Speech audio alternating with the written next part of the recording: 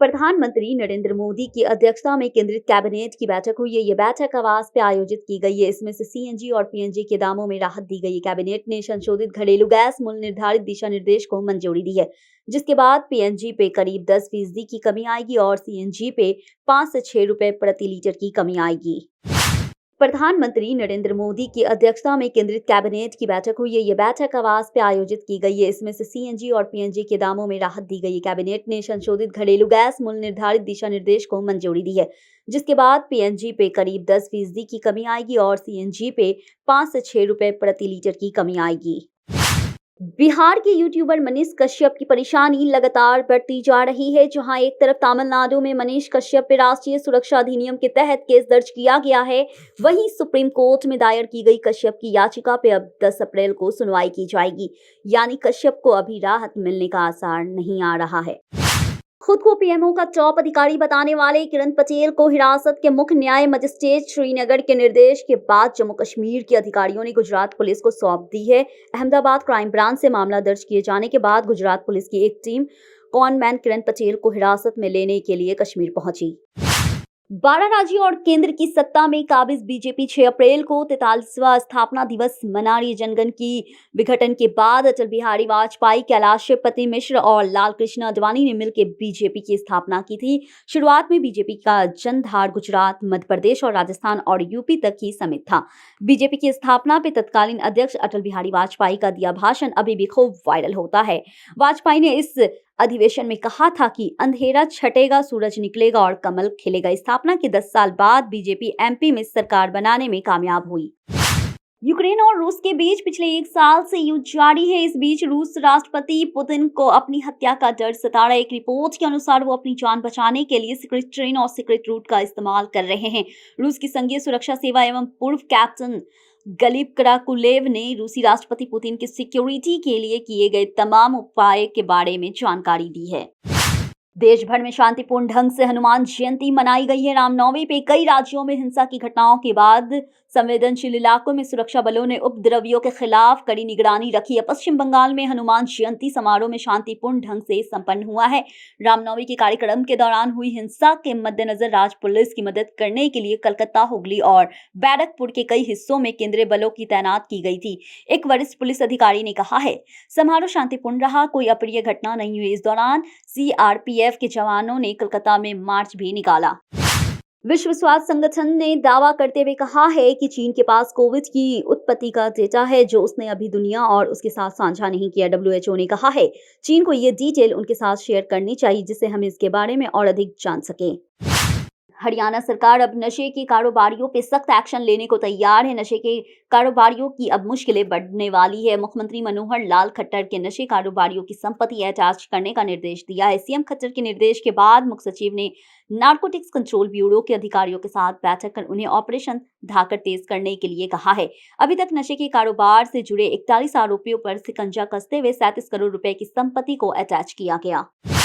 मध्य प्रदेश में विधानसभा चुनाव नजदीक आ रहे हैं। ऐसे में नेताओं की जुबानी तीर भी अब तीखे होते जा रहे हैं। कभी कांग्रेस में कमलनाथ के करीबी रहे बीजेपी प्रवक्ता नरेंद्र सलूजा ने एक वीडियो ट्वीट करके कहा है कि हनुमान भक्त कमलनाथ जी रोजाना इफ्तार में रोजेदारों से कह रहे हैं कि अब आपको छिंदवाड़ा संभालना है।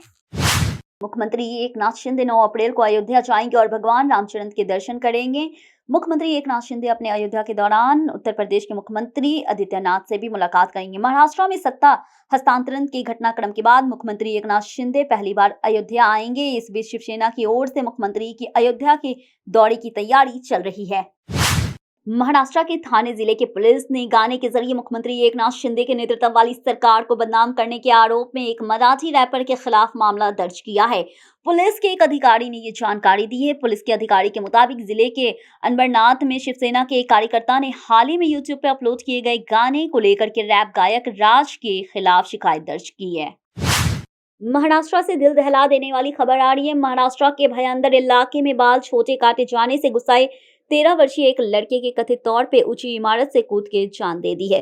पुलिस ने गुरुवार को ये जानकारी दी है। एक अधिकारी ने बताया कि घटना मंगलवार देर रात में हुई है। लड़की के परिवार के मुताबिक 8वीं कक्षा में पढ़ने वाला एक छात्र उसका एक रिश्तेदार बाल कटवाने के लिए गया और बाल छोटे करवा दिए, जिससे छात्र परेशान था। भगोड़े खलिस्तान अमृतपाल अभी तक पुलिस की गिरफ्त से बाहर है। इस बीच खबर सामने आई है कि बीते साल अगस्त में भारत लौटने से पहले वारिस पंजाब दे चीफ जॉर्जिया गया था। बताया जा रहा है कि अमृतपाल ने वहां कॉस्मेटिक सर्जरी कराई थी। खुफिया के सूत्रों के हवाले में कहा गया है कि अमृतपाल सिंह ने वहां खलिस्तान आतंकी जनरल सिंह की तरह दिखने के लिए सर्जरी कराई थी। दुनिया के देशों में पर्यावरण संरक्षण को लेकर के अब सामाजिक संस्थानों और सरकारों की ओर से प्रयास जारी है। बेहतर पर्यावरण निर्माण को ध्यान में रखते हुए नोएडा के विकास प्राधिकरण ने एक अच्छी शुरुआत करने का फैसला लिया। इस फैसले के तहत नोएडा दिवस पे यानी 17 अप्रैल ई साइकिल योजना का उपहार नोएडा वाले को दिया जाएगा। इस योजना को लेकर के नोएडा प्राधिकरण की तरफ से तैयारियों को अंतिम रूप दिया जा रहा है। दिल्ली एजुकेशन मॉडल को लेकर के देश की राजधानी में सियासी घमासान जारी है। अब दिल्ली कांग्रेस ने केजरीवाल सरकार पे 9वीं और 11वीं कक्षा के छात्रों के खाली परीक्षा पत्रों में उत्तर लिखने के लिए शिक्षा को बांधे करने का आरोप लगाया है और आरोपों की जांच की मांग की है। दिल्ली कांग्रेस संचार विभाग के अध्यक्ष अनिल भारद्वाज ने दिल्ली सरकार पर निशाना साधते हुए आरोप लगाया है कि मुख्यमंत्री अरविंद केजरीवाल और पूर्व शिक्षा मंत्री मनीष सिसोदिया ने दिल्ली के मॉडल के बारे में झूठी कहानी गढ़ी है। सियासी गलियारों में इन दिनों कुछ मुलाकात खास हो रही है। बसपा सांसद कभी प्रधानमंत्री मोदी तो कभी योगी से मुलाकात कर रहे हैं। उनकी तारीफ हो रही है और कई तरह की चर्चा भी। अमरोहा के सांसद कुंवर दानिश अली ने जब प्रधानमंत्री नरेंद्र मोदी से मुलाकात की तो फिर चर्चा शुरू हो गया है। गौरतलब है कि बसपा के जैनपुर सांसद श्याम सिंह यादव ने हाल ही में मुख्यमंत्री योगी आदित्यनाथ और प्रधानमंत्री मोदी से मुलाकात की थी। हालांकि दानिश अली और श्याम सिंह का कहना है कि उन्होंने अपने क्षेत्र की समस्याओं को लेकर के मुलाकात की है। देश में कोरोना संक्रमण के मामले लगातार बढ़ोतरी हो रही है। इसको देखते हुए केंद्रीय स्वास्थ्य मंत्री मनसुख मंडाविया की अध्यक्षता में आज सभी राज्यों के स्वास्थ्य मंत्रियों की उच्च स्तरीय बैठक होगी। देश भर में 5000 से ज्यादा लोग कोरोना संक्रमित मिले हैं, जो 6 महीने में सबसे अधिक हैं। अगले लोकसभा चुनाव में वोटों की बिखराव ही विपक्षी दलों की मुख्य रणनीति होगी। भाजपा को रोकने के लिए प्रमुख दल गठबंधन से परहेज करेगी। उनकी कोशिश है कि किसी भी दशा धार्मिक ध्रुवीकरण न हो सके। कांग्रेस और सपा इस दिशा में आगे बढ़ते दिख रहे हैं। बसपा तो विधानसभा चुनाव से पहले ही कांग्रेस से गठबंधन का प्रस्ताव ठुकरा चुकी थी। भाजपा ने जहां यूपी की सभी सीट में 80 सीट से जीतने का लक्ष्य लिया है, वहीं सपा ने उन्हें 80 सीटों पे हराने का दावा किया है। दोनों के दावों में उनके पक्ष में किसी बड़ी लहर से ही पूरे हो सकते हैं। भारत और चीन के बीच पत्रकारों का वीजा को लेकर के नया विवाद खड़ा होता नजर आ रहा है। चीन ने कहा है कि वो भारतीय पत्रकारों के साथ दोस्त और परिवार की तरह व्यवहार करेगी। दरअसल भारत ने उम्मीद जताई है कि बीजिंग में उनके देश में भारतीय पत्रकारों की निरंतर उपस्थिति में कोई अड़चना नहीं आने देंगे। ये टिप्पणी चीन द्वारा दिए गए भारतीय पत्रकारों को देश में प्रवेश करने से रोकने की पृष्ठभूमि आई है, जिसमें दावा किया गया है कि भारत ने चीन पत्रकारों को आवेदनों को स्वीकार करने से इनकार कर दिया। राजस्थान के मुख्यमंत्री अशोक गहलोत ने अनुभवी नेता गुलाम नबी आजाद और केंद्रीय मंत्री ज्योतिरादित्य सिंधिया पे हमला करते हुए कहा है कि उनसे राहुल गांधी के खिलाफ ऐसी निम्न स्तरीय भाषा का इस्तेमाल उम्मीद नहीं थी। उन्होंने कहा है भारतीय जनता पार्टी के नेता थक चुके हैं, क्योंकि राहुल गांधी इतने हमले के बावजूद जनता की आवाज उठाने से पीछे नहीं हटे। झारखंड के स्कूल शिक्षा और मध्य निदेशक उत्पाद मंत्री जगन्नाथ महतो का गुरुवार चेन्नई एमजीएम हॉस्पिटल में इलाज के दौरान निधन हो गया है। उनका अंतिम संस्कार आज बोकारो राजकीय सम्मान के साथ किया जाएगा। अधिकारी ने ये जानकारी दी है। भोजपुरी की उभरती हुई एक्ट्रेस आकांक्षा दुबे की आत्महत्या के मामले में पुलिस ने आरोपी समर सिंह को गिरफ्तार कर लिया है। पुलिस ने समर सिंह को दिल्ली के सटे गाजियाबाद की चार्म क्रिस्टल सोसाइटी से गिरफ्तार किया। कोरोना की 3 लहरें भारत के लोगों की जिंदगी में उथल पुथल मचा चुकी है। वो समय देश अभी भी नहीं भूल पाई है। इस बीच देश में कोरोना के रोजाना मामलों में आई तेजी में एक बार फिर से लोगों के मन में डर पैदा कर दिया है।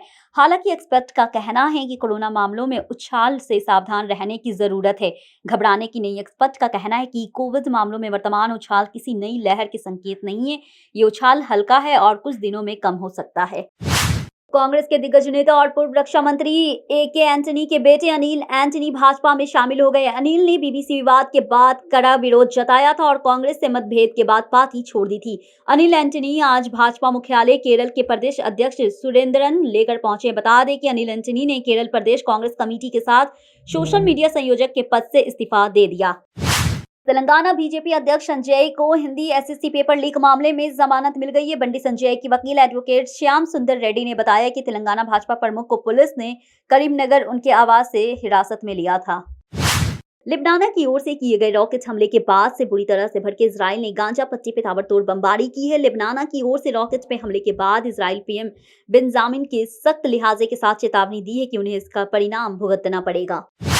रांची की एक सिविल कोर्ट ने बॉलीवुड एक्ट्रेस अमीषा पाटिल और उनके बिजनेस पार्टनर कुणाल के खिलाफ धोखाधड़ी और चेक बाउंस मामले में वारंट जारी किया है। शिकायतकर्ता अजय कुमार सिंह झारखंड के फिल्म निर्माता और उन्हें अमीषा पाटिल और उनकी पार्टनर के खिलाफ धोखाधड़ी, धमकी और चेक बाउंस का मामला दर्ज कराया।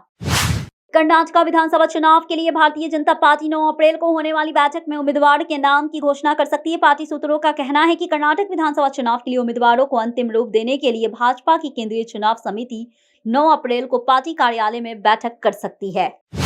आईपीएल में आज लखनऊ और सुपर जायंट्स सनराइजर्स हैदराबाद का आमना सामना होगा। दोनों टीम लखनऊ के अटल बिहारी वाजपेयी एकान क्रिकेट स्टेडियम में आमने सामने होगी। इससे पहले दोनों टीमों के बीच केवल एक मुकाबला हुआ था। आईपीएल 2022 में हुए मुकाबले में लखनऊ की टीम 12 रन से हैदराबाद को शिकस्त दी थी।